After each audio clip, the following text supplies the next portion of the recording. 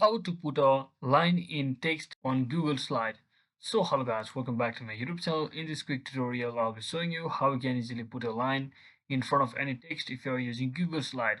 So first, just head over to any of your favorite browser and simply search in for Google Slide and make sure to sign in to your account. As you can see, I've already opened a blank presentation file with the text with some text in it, and I've also already signed into my account, so just make sure you do that as well. So let's say I want to put a quote or line through in this text over here. So in that case, what I want to do is first I will simply make sure to write more than one word so that you can see clearly which word has been put the line through.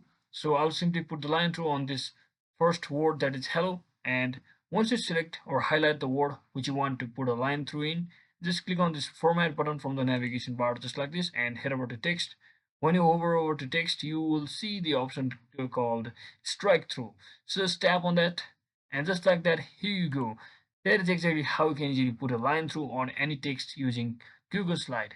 So that is it for today guys. I hope this video was informational. If it was, don't forget to like and subscribe to the channel. See you on the next one.